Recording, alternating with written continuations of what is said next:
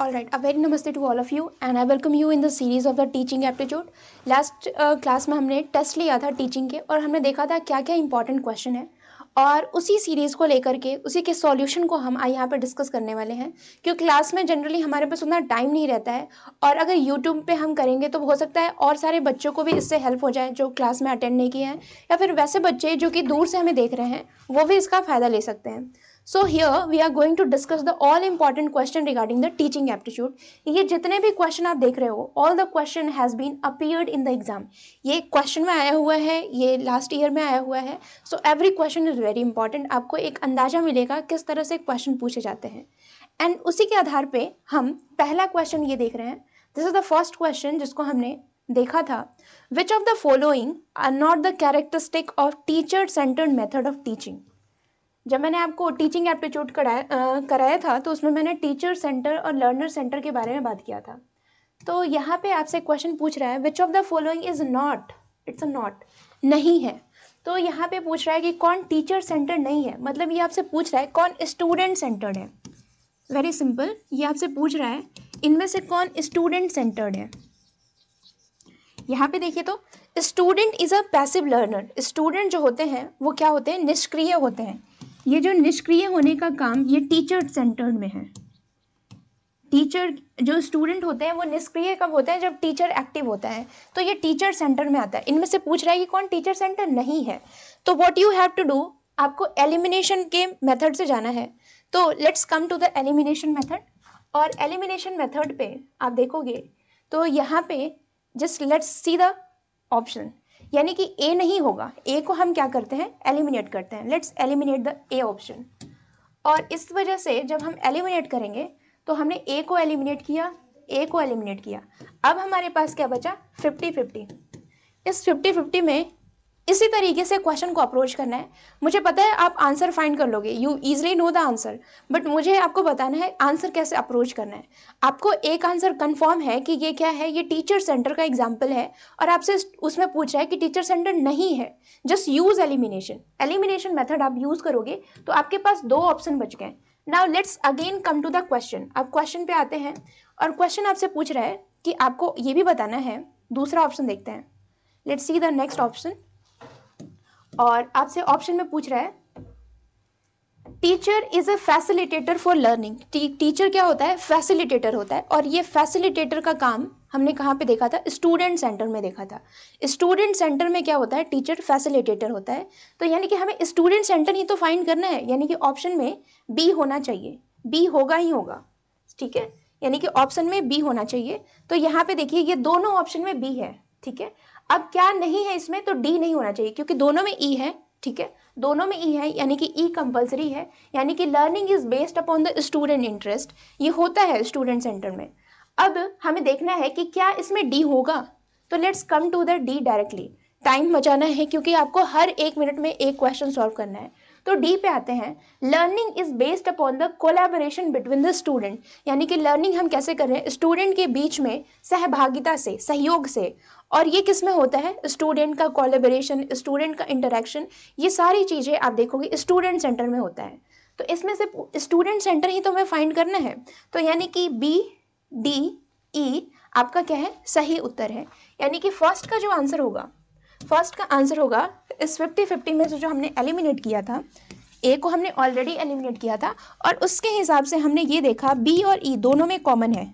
हमें किसको देखना है, हमें बस एक चीज़ को देखना है, क्या डी होगा. तो डी को हमने देखा कि yes, D is the student centre, यानी कि इसमें पूछा है कौन टीचर सेंटर नहीं है. तो यानी कि बी डी आपका क्या है, it's a right answer. Come time में हमें आंसर को फाइंड करना है और इस तरीके से आप एलिमिनेशन मेथड के तरफ से आप जल्दी से जल्दी आप क्वेश्चन को गेस कर सकते हो. सिर्फ आंसर को देख करके आप क्वेश्चन को प्रेडिक्ट कर सकते हो क्योंकि आपको हर चीज़ नहीं देखना है.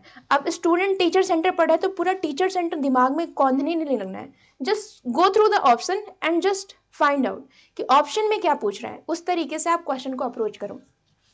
Now let's come to the next question. दूसरे क्वेश्चन पे आते हैं और दूसरा क्वेश्चन आपसे पूछ रहा है कि given below the two statement, आपके दो स्टेटमेंट दिए गए हैं, इस स्टेटमेंट को आप ध्यान से पढ़िए. और दूसरा, पहला स्टेटमेंट क्या कह रहा है,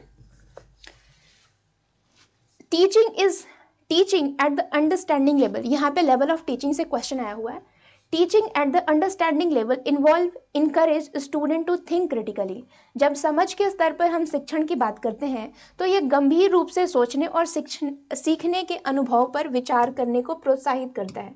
देखिए, जब हमने पढ़ा था ना 3 लेवल, तो उसमें हमने पढ़ा था मेमोरी। मेमोरी में हम क्या करते हैं, रट्टाफिकेशन की बात करते हैं, रटते हैं, रोट लाने की बात करते हैं, जैसे 2 दूनी की 4, 2 3 6, ये सारी पहाड़ा जब हम याद करते हैं, रट रट के याद करते हैं, और ये मेमोरी लेवल पे होता है। दूसरा हमने पढ़ा था अंडरस्टैंडिंग लेवल। अंडरस्टैंडिंग लेवल में जैसे मान लीजिए कि मैं आपको समझा रही हूँ, और समझाने का मतलब क्या है, मैं हर चीज़ को, शॉर्ट चीज़ को एक्सप्लेन करके बता रही हूँ, कॉम्प्रीहेंड करके बता रही हूँ।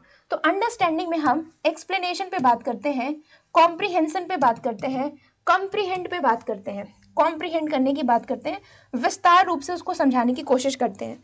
जब रिफ्लेक्टिव लेवल पे आते हैं, यानी कि तीसरे और सबसे हाईएस्ट लेवल पे आते हैं, तो वहाँ पे हम हर चीज़ को क्रिटिकली देखते हैं। जैसे आप यहाँ पे देख रहे हो बैठ के कि मैम क्या सही पढ़ा रही है या गलत पढ़ा रही है, तो आप क्रिटिकली देख रहे हो, you are now at reflective level, critically thinking, आप प्रॉब्लम सॉल्विंग, इनकी बात करते हो।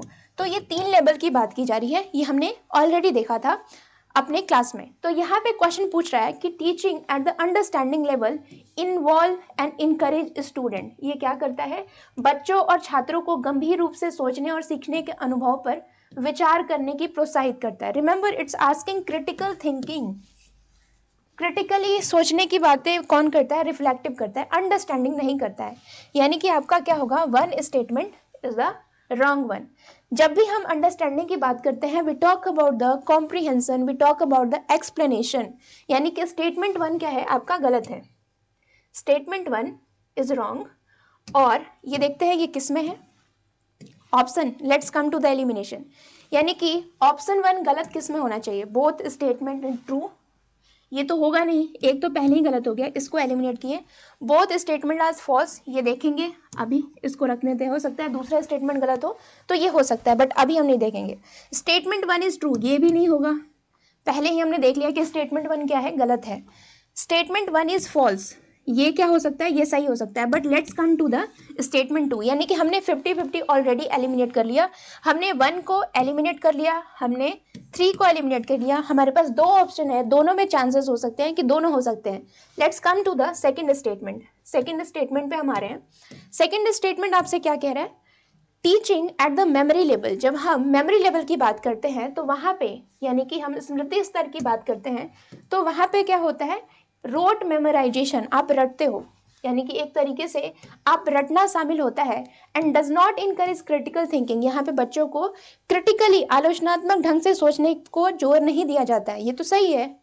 क्रिटिकल थिंकिंग कहाँ पे आता है, क्रिटिकल थिंकिंग आता है आपके रिफ्लेक्टिव पे, रोट पे, मेमोराइजेशन पे जोर दिया जाता है, यानी कि दिस स्टेटमेंट इज करेक्ट। ये स्टेटमेंट क्या कह रहा है, सही कह रहा है। अब हम थोड़ा सा आ जाते हैं अपने ऑप्शन पे। ऑप्शन में हमने किसको एलिमिनेट कर लिया था ऑलरेडी, हमने एलिमिनेट कर दिया था 1 को, ठीक है, याद आ रहा है आपको।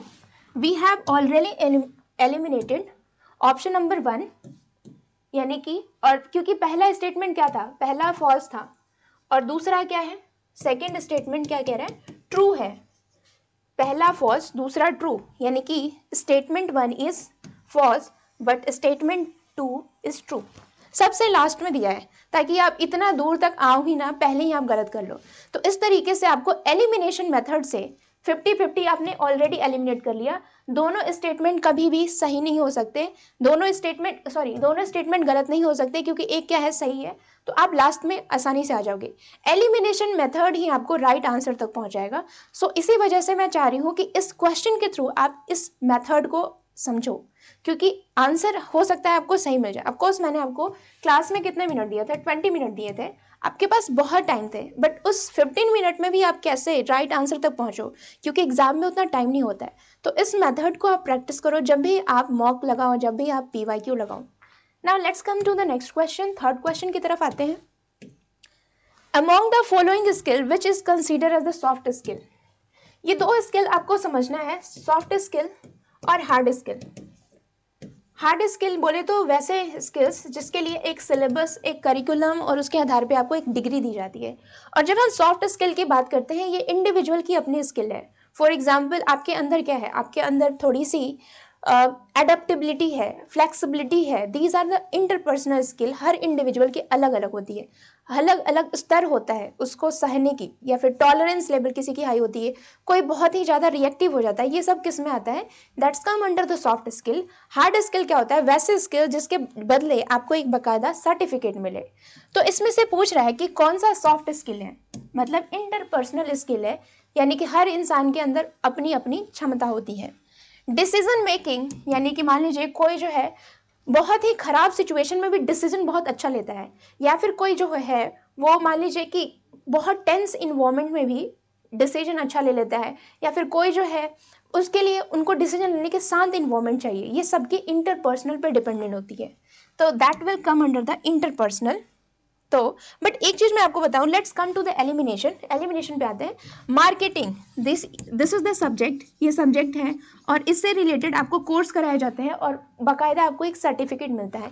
यानी कि बी क्या है? इट्स अ हार्ड स्किल, ये आपके हार्ड स्किल में आएगा। Let's use the elimination. Elimination use करते हैं तो हम क्या कह रहे हैं? हम ये कह रहे हैं कि बी जो है ये हार्ड स्किल का एग्जाम्पल है, यानी कि बी को एलिमिनेट करना चाहिए, क्योंकि क्वेश्चन पूछ रहा है सॉफ्ट स्किल के बारे में। So let's eliminate B. B को क्या करते हैं? एलिमिनेट करते हैं। तो यानी कि बी को हमने एलिमिनेट करा, बी कहाँ गया? यहाँ पे बी, यानी कि अब देखिए यहाँ पे ए सी ई दोनों में कॉमन है, हम इनको नहीं देखेंगे, यानी दोनों तो होगा ही, किसी एक को हमें एलिमिनेट करना है, यानी कि डी क्या है? अनकॉमन है। तो हम डायरेक्टली डी पे आते हैं कि डी होगा कि नहीं। Let's come to the D, D पे आ जाते हैं। तो यहाँ पे देखिए तो डी में क्या है? कम्युनिकेशन। हर इंसान की कम्युनिकेशन स्किल्स जो होती है वो अलग अलग होती हैं। Communication skills with it come with the practice. यहाँ पे ऐसा नहीं होता है कि there is a particular certificate, it come with the practice. किसी की कम्युनिकेशन स्किल बहुत ही ज़्यादा इफेक्टिव हो सकती है, तो ये भी क्या है? आपके सॉफ्ट स्किल का एग्जाम्पल है। ठीक है, गिव मी अ सेकेंड। ये भी क्या है? आपके सॉफ्ट स्किल का एग्जाम्पल है। तो of course communication is the example of the soft skill. तो हम देखते हैं कि ए सी डी ई, यानी कि डी होना चाहिए, डी आपके ऑप्शन में होना चाहिए, कम्युनिकेशन को होना चाहिए, यानी कि सी क्या है? आपका राइट आंसर है। सो यूज एलिमिनेशन। जब आप एलिमिनेशन मेथड यूज करोगे तो धीरे धीरे आप अपने राइट आंसर तक पहुंच जाओगे। अगर आप ऐसे देखोगे ना कि कम्युनिकेशन, मार्केटिंग, ये सारे ऐसे देखोगे, यू विल बी कंफ्यूज, बहुत सारे उसमें आपको कंफ्यूजन आएंगे। तो elimination method is the right answer, और ये मैं हर क्वेश्चन पे आपको बार बार बता रही हूँ, एलिमिनेशन मेथड यूज कीजिए। Now let's come to the next question. Next question पे आते हैं। बहुत ही आसान क्वेश्चन था और मैंने जानबूझकर इतना आसान क्वेश्चन दिया क्योंकि मैं चाहती थी कि आप किस तरीके से क्वेश्चन को अप्रोच करो, ये मुझे आपको सिखाना था। ये नहीं कि आपके मार्क्स कम आए या फिर ज़्यादा आए, ये मेरा मोटिव नहीं है। मोटिव ये है कि आप कितने टाइम पे इसको कर रहे हो और क्या अप्रोच आपको लेके चलना है एग्जाम में। सो यहाँ पे देखिए, यहाँ पे पूछ रहा है, it's a question that is from evolution. ये एवोल्यूशन से क्वेश्चन है और मैंने जानबूझकर ये पूछा क्योंकि ये मैंने आपको होमवर्क में दिया था। क्वेश्चन है चॉइस बेस्ड क्रेडिट सिस्टम, और मैंने क्रेडिट वर्ड ये आपको क्लास में बताया था। क्रेडिट क्या होता है? मतलब number of hour that you been taught in a week. For example teaching जो है आपको 2 घंटे पढ़ाए जाते हैं, तो इट मीन उसका क्रेडिट क्या हो गया? 2 क्रेडिट। अगर 6 घंटे पढ़ाए जाते हैं, 6 क्रेडिट। तो कितने घंटे आपको वो सब्जेक्ट पढ़ाया जाता है उसको कहते हैं क्रेडिट। अब ये कह रहा है choice based credit system has been adopted only, these are the negative word, only, never, not, these जो भी इस तरह से आते हैं ना, एक सिग्नल देते हैं आपको कि just stop it and read it again. तो इस वर्ड से कभी हमेशा आपको सावधान हो जाना चाहिए। ये कह रहा है ये ओनली सेंट्रल यूनिवर्सिटीज़ के लिए, ऐसा नहीं है। Many of the student state university, deem to be universities, ये ग्रेडिंग सिस्टम का यूज़ करी हैं। Grading system means what? Choice based credit system. तो यानी कि ये सिर्फ सेंट्रल यूनिवर्सिटीज़ के लिए नहीं है, ये और भी अदर यूनिवर्सिटी के लिए है, बेस्ड अपॉन देयर कन्वीनियंस। तो इट इज़ रॉन्ग स्टेटमेंट, ठीक है। और ऑफकोर्स आपको इस बार भी क्या करना है? एलिमिनेशन मेथड यूज करना है। हम डायरेक्ट उस पर आते हैं, ठीक है। Will just come to the question. Choice based credit system is assignment credit based on the learning outcome of the course. Choice based credit system में क्या होता है? आपको एक क्रेडिट दिया जाता है जितना आपका आउटकम आता है, ठीक है ना। इस पाठ्यक्रम को सीखने में आपको क्रेडिट प्रदान किया जाता है। मान लीजिए कि आपने टीचिंग का कोर्स लिया तो आपको 3 क्रेडिट मिल जाएगा। तो इस तरीके से ये स्टेटमेंट क्या है? सही है। तो फर्स्ट स्टेटमेंट हमने क्या देखा? It's a false second statement it's a true, ये सही है। Now let's come to the question पे आ जाते हैं। फर्स्ट स्टेटमेंट फॉल्स और सेकेंड स्टेटमेंट ट्रू, यानी कि आपका जो फोर्थ ऑप्शन है वो क्या है, वो सही है। ठीक है, इसी तरीके से हम नेक्स्ट क्वेश्चन की तरफ बढ़ रहे हैं। Fifth question, which of the following are the humanistic approach of learning. और ये ह्यूमनिस्टिक अप्रोच क्या है, ह्यूमनिस्टिक मीन्स ह्यूमन, मतलब कि मानव जो है वो केंद्र में है। यहाँ पे जो फोकस होगा वो लर्नर पे होगा। लर्नर यानी मानव, उनके नीड पे, उनकी स्वतंत्रता पे, फ्रीडम पे, उन पे जो है ना ज़्यादा जोर दिया जाता है। मान लीजिए कि आपकी नीड है कि आपको मैथ्स नहीं आता है, तो मैं उस हिसाब से अपने टीचिंग को मोल्ड करूंगी। तो लर्नर के हिसाब से हम क्या करते हैं, टीचिंग करते हैं। That is called humanistic approach. अब ये ह्यूमनिस्टिक का मतलब ये मत समझिएगा कि आपको ह्यूमन पढ़ा रहा है, और एआई का मतलब कि आपको रोबोट पढ़ा रहा है। ह्यूमनिस्टिक अप्रोच का मतलब होता है कि आपकी नीड के आधार पर आपको पढ़ाया जा रहा है। It imposes on the self motivation for better learning. यहाँ पे आपको सेल्फ मोटिवेट होने की जरूरत है, क्योंकि वो आपकी नीड है, आपके लर्नर के आधार पे होती है, तो सेल्फ मोटिवेशन इंपॉर्टेंट हो जाता है। यानी कि ए स्टेटमेंट क्या है, it's a true one. Second कह रहा है it imposes on the learning at a higher level. ये क्या करता है कि हमें उच्च स्तर पर सीखने की जरूरत है। आपको हायर लेवल में जाओगे तो आपको सारी चीज़ें खुद से करनी पड़ती है, जरूरी नहीं है कि आपके हर टाइम आपके टीचर आए। तो this statement is also okay, सही है। तीसरा कह रहा है ये क्यूरियोसिटी को प्रमोट करता है, यानी कि अगर मान लीजिए इंडिविजुअल की फ्रीडम, ये सारी क्यूरियोसिटी को बढ़ाता है आपको। अगर आप क्यूरियस होगे, आपकी जैसी नीड होगी उतना आपकी क्यूरियोसिटी बढ़ेगी। तो ऑफकोर्स इट्स ऑल्सो ओके। ये लर्नर की रिएक्टिविटी पे ध्यान देता है कि उसकी प्रतिक्रिया क्या है, उसके आधार पे हम मान लीजिए कि उसको समझ में आ गया तो हम आगे बढ़ जाएंगे, अगर उसको नहीं समझ में आया तो उसको और हम डेप्थ में समझाएंगे। तो ये क्या है, it's depend upon your feedback, your reaction. And last क्या कह रहा है, लास्ट वन इज आस्किंग कि it believe that the learning become effective when it need based. Of course need based के आधार पे ही इफेक्टिव। मान लीजिए कि आपको नीड ही नहीं है कि एनटीए टीचिंग क्या है, तो पढ़ने का कोई फायदा ही नहीं है। तो आपकी जैसी नीड है वैसा मैं आपको पढ़ाऊं, तो that's come under the humanistic approach. तो यानी कि सारे स्टेटमेंट क्या है, सही है। तो ABCDE is the correct one. ठीक है, यहाँ पे एलिमिनेशन का चांसेस नहीं है, क्योंकि सारे स्टेटमेंट क्या लग रहे हैं, मुझे सही लग रहे हैं। यहाँ पे देखिए A और D कैसे होगा, यानी कि BCD नहीं होगा, सब तो मुझे सही लगे। A क्यों नहीं होगा भाई, सब में A इंपॉर्टेंट है। तो आपको इस आधार पे अभी कह सकते हो कि ABCDE सब सही है। तो ह्यूमनिस्टिक अप्रोच। अब देखिए गलती तब होगा ना जब आप ह्यूमनिस्टिक अप्रोच को समझोगे नहीं। ह्यूमनिस्टिक अप्रोच का मतलब होता है आपकी नीड के अनुसार आपकी फ्रीडम, यानी कि लर्नर को ज़्यादा से ज़्यादा दिया जाता है कि आप आगे आप क्वेश्चन पूछिए, आप डाउट्स रेज कीजिए। तो लर्नर को हम इंक्लूड करते हैं through the syllabus. 6th question कह रहा है an art teacher want to create a interactive gallery. ठीक है, एक आर्ट टीचर है, वो क्या करना चाहता है, एक गैलरी क्रिएट करना चाहता है, और उसमें a famous artist for her student, which of the following tools would be the most suitable। तो उसके लिए वो कौन सा टूल यूज करेंगे। और देखिए इस तरह के क्वेश्चन भी बहुत ज़्यादा इंपॉर्टेंट हो गए, और इसी वजह से मैंने आपको क्लास में बताया था LMS, लर्निंग मैनेजमेंट सिस्टम, और उसमें मैंने आपको अलग अलग टूल्स बताए थे। स्क्रीन क्रोमेटिक, पैडलेट्स क्या होते हैं, कैनवस क्या होता है, ये सारे आपको क्वेश्चन एग्जाम में पूछते हैं। और यही क्वेश्चन यहाँ से आ गया है कि अगर एक teacher interactive lecture gallery create करना चाहते हैं तो कौन सा टूल यूज करेंगे। तो इसका राइट आंसर क्या होगा, द राइट आंसर इज इडपजल। ठीक है, पैडलेट क्या होता है, Padlet is a kind of software जहां पे आप कहीं ना कहीं पैडलेट्स का आप एक बार चेक करोगे तो वहां पे आप फोटोज ये सब क्रिएट करते हो। बट इडपजल में क्या होता है, आप इंटरैक्टिव वीडियो क्रिएट करते हो, इंटरैक्टिव वीडियो क्रिएट करते हो। और जबकि हम बात करें मिंटीमीटर क्या है, it's a Swedish software company. तो ये आपके टीचिंग से रिलेटेड नहीं है, LMS से रिलेटेड नहीं है। LMS कौन है, इडपजल है। इडपजल जो कि आपको वीडियो शेयर करने की भी फैसिलिटी आपको देता है। तो इडपजल क्या है, जहां से आप इंटरैक्टिव वीडियो क्रिएट कर सकते हो। सो इडपजल इज द राइट आंसर। और इस तरह के क्वेश्चन के लिए आप तैयार हो जाइए, क्योंकि अभी जो है NTA इसी तरह के क्वेश्चन पूछ रहे हैं। तो try to read between the lines, जितने भी ऐप्स नए नए आ रहे हैं उनको थोड़ा एक बार जाके विकीपीडिया पे सर्च कर लीजिए कि क्या फंक्शन होता है, कैसी चीज़ें यहाँ पे आती है। नहीं हो तो यूट्यूब पे आप देख लेना कि क्या क्या कैसे काम करता है। जैसे मान लीजिए कि अभी एआई आ रहा है, गूगल की एआई कौन सी है, या फिर मान लीजिए कि कौन कौन सी एआई पढ़ाई के लिए इम्पॉर्टेंट है, किस तरीके से एआई जो है वो पढ़ाई में मदद करिए। तो ये भी क्वेश्चन आ सकते हैं आपके, तो इनके लिए भी आप तैयार रहिए। क्वेश्चन नंबर 7 क्या कह रहा है?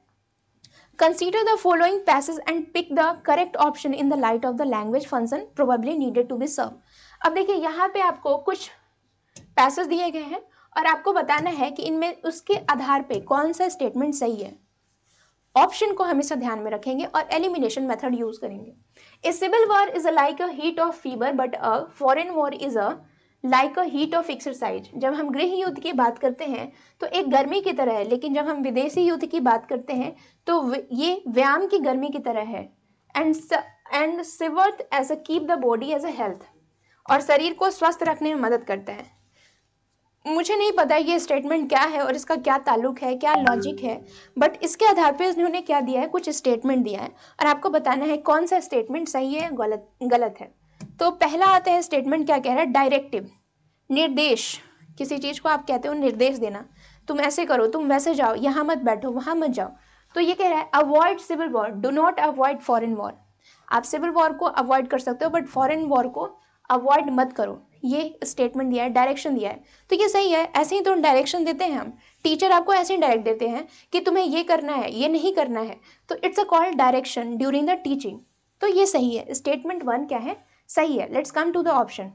ए इसमें भी है, ए इसमें भी है, ठीक है। यानी ए और 3 क्या होगा, हमने एलिमिनेट कर लिया 2 और सी को, क्योंकि उसमें ए है ही नहीं। दूसरा आ जाते हैं, इंफॉर्मेटिव, मतलब civil war weakens a nation, foreign war strengthen a nation. ये इंफॉर्मेशन दे रहा है कि तुम ऐसे करोगे तो तुम्हारी कंट्री मजबूत होगी, अगर फॉरेन वॉर करोगे तो स्ट्रेंथन होगा। तो ये आपको क्या कर रहा है, इंफॉर्मेशन दे रहा है। कहते हैं ना इंफॉर्मेशन फ्रॉम द एडवाइस, या इंफॉर्मेशन देना, तो ये आपको एक इंफॉर्मेशन दे रहा है। तो 2 भी क्या है, 2 सही है। ए और बी क्या है, सही है। A and B, A and B, A and B. अब देखिए सी यहाँ पे कह रहा है ए और सी, या फिर ए और ए या बी, ठीक है। तो बी मुझे सही लग रहा है, क्योंकि बी भी क्या है, ये हमें इंफॉर्मेशन देने का काम कर रहा है। थोड़ा सा हम सी को भी देख लेते हैं। सी को जब हम देखेंगे तो कह रहा है एक्सप्रेसिव। एक्सप्रेशन का मतलब क्या होता है, जब हम अपने आप को एक्सप्रेस कर सकते हैं। फॉर एग्जाम्पल, आज मैं बहुत उदास हूँ, तो मैं इस तरीके से उदासी को अपने आपको एक्सप्रेस कर रही हूँ, अपनी फीलिंग, अपनी एटीट्यूड जो भी है मैं आपके सामने अगर अच्छे से रख पा रही हूँ, दैट इज कॉल्ड एक्सप्रेशन। अगर मान लीजिए कि मैं आज बहुत ही ज़्यादा खुश हूँ, तो मैं इस तरीके से आपके सामने एक्सप्रेस कर रही हूँ, दैट इज कॉल्ड एक्सप्रेशन। तो यहाँ पे कह रहा है टू इवोक सिंपैथी, अगर आपको अपने सहानुभूति इवोक करना है, ये दिखाना है, तो disapproval of toward civil war and disapproval of foreign war. तो देखिए यहाँ पे डिसअप्रूवल की बात कर रहा है, बट इस स्टेटमेंट से कहीं भी आपको नहीं लग रहा है कि it's a kind of expression, ठीक है। यहाँ पे उसने इम्पैथी का सिंपैथी का बात किया है, बट एक्सप्रेस नहीं कर पा रहा है। It's not a true statement about the expression. तो इस हिसाब से हम कह सकते हैं कि आपका स्टेटमेंट 1 एंड 2, ए और बी, यानी कि जो बात कर रहा है डायरेक्शन की और जो बात कर रहा है इंफॉर्मेशन की, वो क्या है, सही है। और ए और बी के साथ सी नहीं दिया हुआ है, तो हम ए और बी को तो लेंगे ही लेंगे। तो ए और बी क्या है, आपका सही है।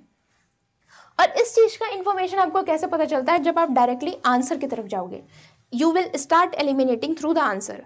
तो आप इस तरीके से अप्रोच करोगे क्वेश्चन को। सी क्यों नहीं, क्योंकि सी जो है it's talking about the expression, but इसके अंदर कुछ लॉजिक नहीं है, उसने खुद को एक्सप्रेस नहीं किया, that's why you will eliminate the option number सी।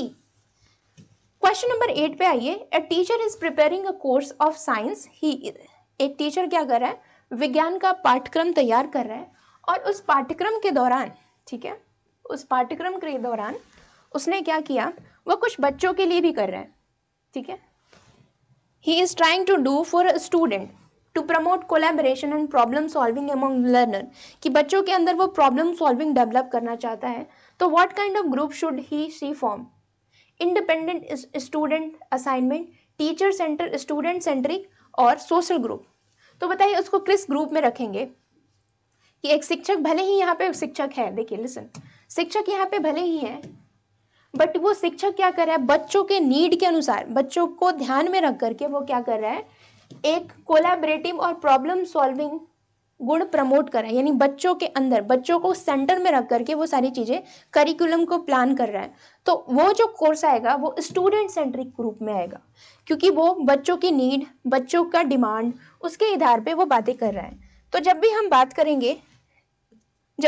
करेंगे कि कौन सी है, तो हम देखते हैं कि बच्चे उसमें इंगेज है कि नहीं। ये जो कोर्स तैयार कर रहा है, एक्सरसाइज तैयार कर रहा है, उसमें बच्चों के लिए हेल्प की बात की जा रही है, बच्चों के अच्छे की बात की जा रही है, तो ये स्टूडेंट सेंट्रिक आ जाएगा। मान लीजिए टीचर अपने हिसाब से बात कर रहा है तो वो टीचर सेंट्रिक आ जाता है। तो स्टूडेंट सेंट्रिक क्यों है, क्योंकि it's try to inculcate some value among the student. ठीक है, तो option number C is the correct one. फटाफट आप देख लेते हैं। क्वेश्चन नंबर 9 क्या कह रहा है, विच of the following is the social character of the adolescence. Remember it's asking the social, ये सोशल पूछ रहा है, कॉग्निटिव नहीं पूछ रहा है।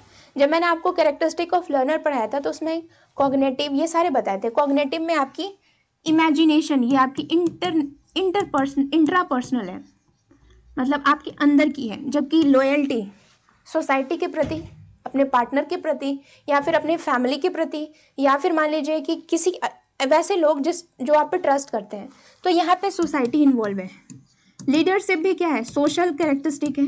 आप किसी सोसाइटी में आप लीडरशिप कैरेक्टरिस्टिक को दिखाते हो, तो ये भी सोसाइटी के अंदर आ जाएगा। बट जब हम बात करते हैं मेमोरी डेवलपमेंट तो ये आपका है ना कॉग्निटिव डेवलपमेंट। तो डी को हमें क्या करना है, एलिमिनेट करना है। Let's go through the elimination. Let's eliminate D. D को एलिमिनेट किया, डी को एलिमिनेट किया, डी को एलिमिनेट किया, बी सी ई आपका आंसर आ जाएगा। ठीक है, बी सी आंसर आपका आ जाएगा। बी में क्या है, ग्रुप लॉयल्टी, सी में क्या है, लीडरशिप, और ई में क्या है, फ्रेंडली। ये सारे क्या है, सोसाइटी से रिलेटेड आपके कैरेक्टरिस्टिक हैं एक लर्नर के अंदर। ठीक है, एक अडोलसेंस के अंदर। ठीक है, अब आते हैं 10th question. The teaching that provide all student with the challenging instruction and uses support when needed. एक शिक्षक जो है सभी छात्रों को चुनौतीपूर्ण निर्देश प्रदान करता है और आवश्यकता पड़ने पर समर्थन का उपयोग करता है, लेकिन जब छात्र स्वयं अधिक संभालने में सक्षम हो जाते हैं तो उसको समर्थन को हटा देता है। तो उसे क्या कहते हैं, यानी कि जब आपको जरूरत पड़ता है तब आपको सपोर्ट दे रहा है, बट फिर उसके बाद आपको टीचर को लगता है कि यू आर नॉट कैपेबल, तो वो सपोर्ट को हटा दिया। तो ये किस तरह की चीजें, किस तरह की टीचिंग कहलाएगी, रिसेसिव टीचिंग, आवर्ती शिक्षक, एक्टिव टीचिंग, एडेप्टिव टीचिंग, या फिर प्रॉब्लम ओरिएंटेड टीचिंग। यानी कि जब आपको मेरी जरूरत है तो मैं आपको हेल्प करूंगी, बट मुझे जैसे ही लगा कि आप नाउ कैपेबल है ना, तो मैं अपनी प्रेजेंस को हटा दूंगी। ये किस तरह की टीचिंग है, ये जो टीचिंग है that will consider as the adaptive teaching. Adaptive teaching का मतलब क्या होता है कि आपको आपके नीड के अनुसार पढ़ाना, जैसा चीज है वैसा फिट हो जाना। जिस इन्वायरमेंट में आपको मैं छोड़ के जाऊं आप उसमें फिट हो जाओ, उसको कहते हैं एडेप्टिव लर्नर। आप हर कठिन से कठिन सिचुएशन को भी अडेप्ट कर लो, that will come and adaptive, अनुकूल शिक्षण। आपको मैं इस वजह से नहीं पढ़ा रही हूँ कि एनटीए में आसान क्वेश्चन सॉल्व कर लो, आपको मैं इस तरीके से पढ़ा रही हूँ कि आप हर हार्ड क्वेश्चन को भी आप अपने अनुकूल बना लो। तो that will come under the adaptive teaching. ठीक है, अब हम फटाफट बढ़ेंगे आगे। 11th कह रहा है the tendency to find academic activities meaningful and worthwhile and try to benefit from them is called. यानी कि शैक्षणिक गतिविधियों को सार्थक एवं सार्थक समझने और उनके लाभ उठाने के का प्रयास करने की प्रवृत्ति क्या कहलाता है। यानी कि आप किसी चीज को देख रहे हो कि ये मेरी जरूरत की चीज है और आप उससे लाभ उठाने की कोशिश कर रहे हो, that is come under the motivation. आप मोटिवेटेड हो, हाईली मोटिवेटेड हो। ठीक है, मास्टरी तो तब करोगे ना जब आप प्रैक्टिस करोगे, पहले आप मोटिवेटेड हो और उसका आप मीनिंग समझ रहे हो और आप उससे क्या करना चाहते हो, बेनिफिट उठाना चाहते हो, that will consider as the motivated. आप मोटिवेटेड हो कि मुझे नेट तैयार करना है और इस प्लेटफॉर्म पे मुझे फायदा मिल रहा है, तो you will be motivated, that will come under the motivation. ठीक है, अब देखिए नेक्स्ट क्वेश्चन की तरफ बढ़ रहे हैं। Situated learning is based upon the providing strategic help in the initial stage. यानी कि स्थितिजनक शिक्षा वो कहलाती है जहां पे आपको प्रारंभिक चरणों की रणनीतिक सहायता प्रदान करने पर आधारित है। देखिए, सिचुएटेड लर्निंग का मतलब होता है कि मान लीजिए कि मैं आपको इस तरह के लर्निंग दो जो आपको आपके प्रेजेंट सिचुएशन में मदद करे। फॉर एग्जाम्पल आप घर पे जा रहे हो और आपको पता नहीं है कि कैसे बड़ों से बात करना है, आपको ये नहीं पता है कि क्लासरूम में एटिकेट्स क्या है, मैनर क्या है, तो उस लर्निंग का कोई फायदा नहीं है। तो सिचुएटेड लर्निंग का मतलब होता है कि आपको डे टू डे या फिर आपके क्लासरूम में या फिर आपके सिचुएशन को आप कैसे अडाप्ट कर सको। तो सिचुएटेड लर्निंग का मतलब क्या होता है कि आप क्या करो, आप उस हिसाब से आप कोऑपरेटिव एक्टिविटीज़, इन सब चीज़ों में सहयोग की भावना आपके अंदर डेवलप करना, ताकि आप दिनचर्या के चीज़ों में आप फिट हो सको। जब हम बात करते हैं असिस्टेड लर्निंग, इसका मतलब होता है कंप्यूटर बेस्ड, किसी की सहायता से, जनरली टेक्नोलॉजी की मदद से। तो यहाँ पे कह रहा है situated learning is based upon the providing strategic help of the initial stage of learning, gradually diminishing as student gain independence. यानी कि जो छात्रों के स्वतंत्रता प्राप्त करने के साथ साथ धीरे धीरे कम होती जाती है। ठीक है, तो सिचुएटेड लर्निंग का मतलब ये नहीं है वो आपको सहयोग की भावना आपके अंदर डेवलप करता है। इसका मतलब कभी भी नहीं है कि आपको क्या कर रहे हो, स्टूडेंट की इंडिपेंडेंस को, यानी कि सिचुएटेड लर्निंग मतलब कि student learning gradually diminishing as student gain independence, कि धीरे धीरे छात्रों के स्वतंत्रता प्राप्त करने के साथ साथ धीरे धीरे कम हो जाती है। जैसे छात्र जो है ना स्वतंत्रता प्राप्त कर लेते हैं, इंडिपेंडेंट हो जाते हैं, सिचुएटेड लर्निंग खत्म हो जाती है, ऐसा नहीं है। जैसे जैसे आप बड़े होते हो कोऑपरेशन आपके अंदर डेवलप्ड हो जाती है।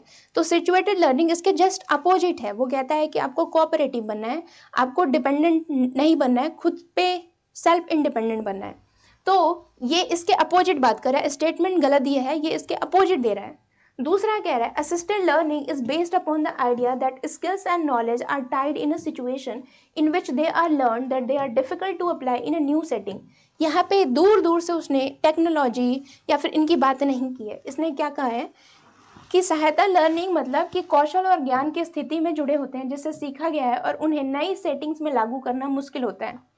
भाई असिस्टेड लर्निंग तो वही होता है ना जो आपकी नई सेटिंग में लागू करने में मदद करे। फॉर एग्जाम्पल मान लीजिए आप न्यू एजुकेशन पॉलिसी आ गया और आपको नहीं पता है, तो आप टेक्नोलॉजी की मदद से सीख रहे हो, तो आपको न्यू सेटिंग में मदद कर रहा है। तो it's also talk about opposite, ये भी इसके अपोजिट बात कर रहा है। तो दोनों बात तो कर रहे हैं उसकी, बट इसकी एक्सप्लेनेशन सही नहीं है, तो बोथ स्टेटमेंट आर रॉन्ग। ठीक है, दोनों स्टेटमेंट क्या है, गलत है। तो both statement is false, option number B. ठीक है, ऑप्शन नंबर बी क्या होगा, सही उत्तर होगा। और हम थोड़ा सा जल्दी देख लेते हैं, which of the following are the prominent feature of self directed learning, यानी कि आप खुद से पढ़ते हो। ठीक है, खुद से कैसे पढ़ोगे, जब टीचर नहीं रहेंगे तब ना। तो टीचर नहीं रहेंगे तब, यानी कि डी नहीं होना चाहिए। Let's use elimination. उतना टाइम क्यों बर्बाद करना जब आंसर हमें साफ दिख रहा है। डी को एलिमिनेट करेंगे, जस्ट एलिमिनेट डी। डी को एलिमिनेट किया, डी किस में है, let's see the D. D किसी में नहीं है, कोई फायदा नहीं है एलिमिनेट करने का। ओके, नाउ एलिमिनेट अदर, दूसरे को एलिमिनेट करते हैं। रिमेडियल टीचिंग, रिमेडियल का मतलब होता है आपको कुछ नहीं समझ में आया, टीचर आपको अलग एक्स्ट्रा क्लास दे रहे हैं, तो वो भी टीचर की मदद से होता है, तो रिमेडियल को एलिमिनेट करेंगे।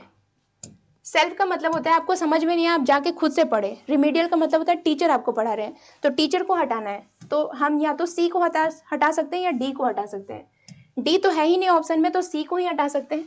तो सी को हटा दिया, सी को हटा दिया, बचा क्या, ए बी ई। थोड़ा डी में देख लेते हैं, डी में क्या है, डी में क्या है, सी है, सी डी ई है। तो ऑप्शन क्या है आपका जिसमें सी और डी ना हो, यानी सी और डी किस में नहीं है, बी में है। तो बी क्या है आपका सही उत्तर है, एलिमिनेशन। Use elimination. और आप देख भी लो ए बी ई में क्या है, ए क्या है, यानी सेल्फ मॉनिटरिंग आप खुद से कर रहे हो। बी में क्या है, अपनी ओनरशिप खुद ले रहे हो कि मैं कैसे पढ़ूंगा, टाइम टेबल में नहीं क्या होगा, ये भी क्या है, सेल्फ लर्निंग है। और ई में क्या है, एक्सटेंशन ऑफ लर्निंग, आपको पता है कि मुझे किस तरीके से शिक्षा का विस्तार करना है, ये आप खुद कर रहे हो, तो ये भी सेल्फ डायरेक्टेड लर्निंग में आ जाएगा। अब थोड़ा सा हम नेक्स्ट क्वेश्चन की तरफ जाते हैं।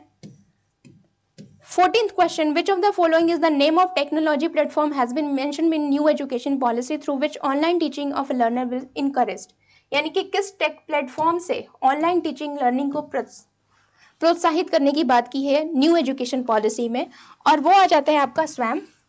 आयुष क्या है, इट्स रिलेटेड टू हेल्थ ना, ये हेल्थ सर्विस से संबंधित है, एजुकेशन से नहीं संबंधित है।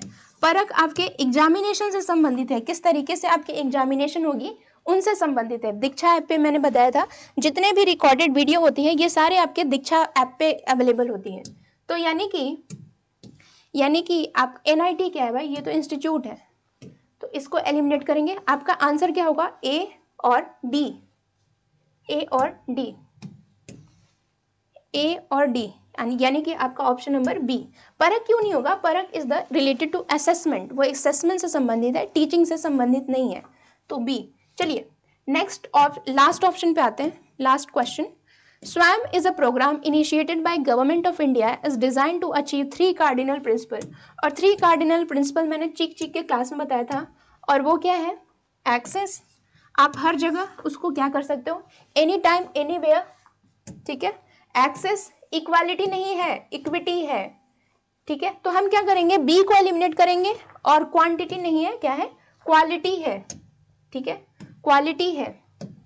तो ए होना चाहिए, क्या नहीं होना चाहिए, let's come to the, B नहीं होना चाहिए और डी नहीं होना चाहिए, ठीक है, बी और डी नहीं होगा, बी एलिमिनेट, बी को एलिमिनेट करा, बी को एलिमिनेट करा, ठीक है। और क्या एलिमिनेट करना है,